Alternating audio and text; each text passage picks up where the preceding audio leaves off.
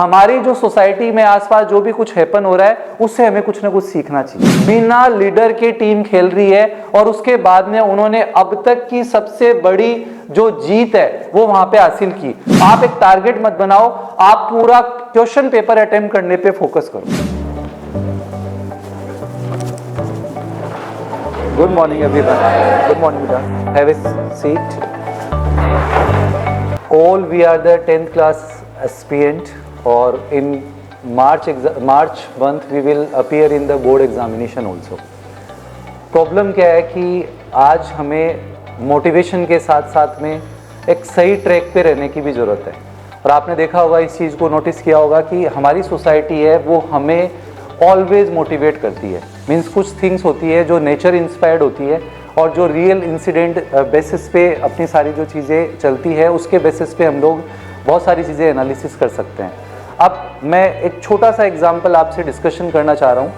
सबने Perth test match अभी recently Australia और इंडिया का हुआ, और ऑस्ट्रेलिया और इंडिया के पर्थ टेस्ट मैच से हमें बहुत कुछ सीखने को मिल सकता है। क्या हुआ क्या नहीं हुआ वो मैं आपसे डिस्कशन करता हूँ।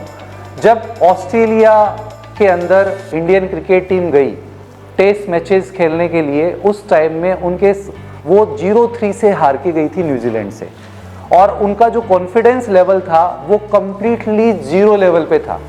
और ऑस्ट्रेलियाई टीम है, आपने देखा होगा कि पूरे वर्ल्ड में अगर सबसे ज़्यादा कोई फास्ट पिचेज़ है वो ऑस्ट्रेलिया एंड न्यूजीलैंड की पिचेज़ है। आपने देखा होगा कि वहाँ पे फास्ट बॉलर है वो बहुत अच्छा परफॉर्म करते हैं, उनके जो विकेट टेकिंग कैपेसिटी है वो भी वहाँ पे इंक्रीज हो जाती है। तो हमारे लिए सबसे ज़्यादा मोटिवेशन वाला पार्ट ये था कि एक ऐसी टीम जो 0-3 से हार के गई है और एक ऐसी टीम जो वहाँ पे कभी नहीं आ रही। आपने देखा होगा कि ऑस्ट्रेलियाई टीम है वो पर्थ पे कभी भी नहीं आ रही थी पर्थ के मैच से पहले। इसका मतलब एक ऐसी टीम थी जिनका कॉन्फिडेंस लेवल कंप्लीटली 0 लेवल पे था, और एक ऐसी टीम थी जिनका कॉन्फिडेंस लेवल कंप्लीटली आपका पीक पे था।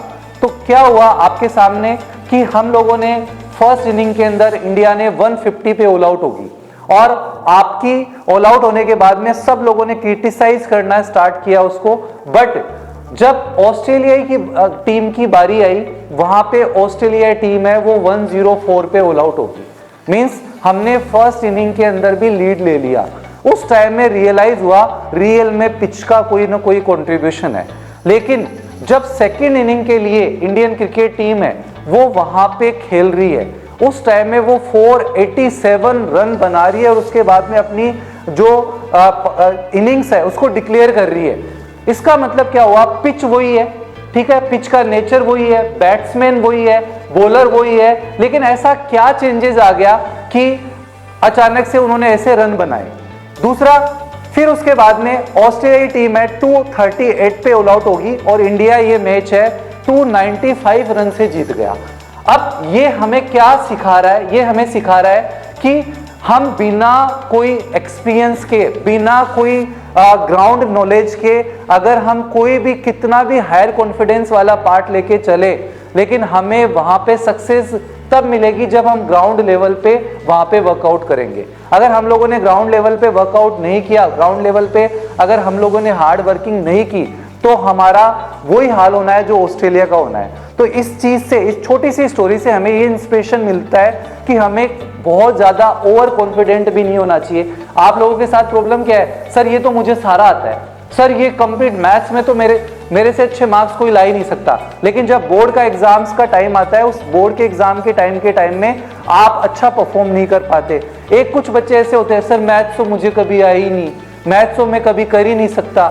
लेकिन अगर हम लोग ट्राई करें तो डेफिनेटली हम मैथ्स भी अच्छे से कर सकते हैं। तो अगर आप में, कई लोगों के दिमाग में होता है सर ये तो सारा का सारा प्लानिंग का पार्ट है, नहीं, ये सारा का सारा आपका हार्ड वर्किंग का पार्ट है।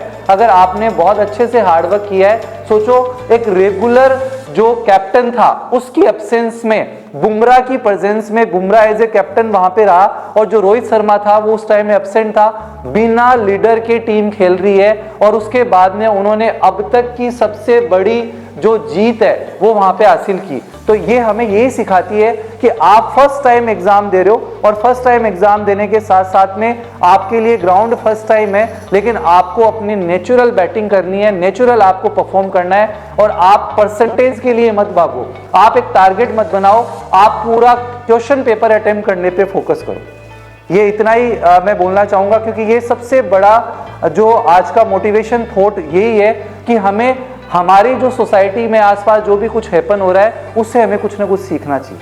Thank you.